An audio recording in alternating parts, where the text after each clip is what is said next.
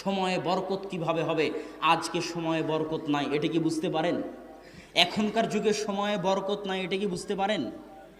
সময়, মাস, দিন দ্রুত পার হয়ে যাচ্ছে, কারো সময়ে বরকত নাই।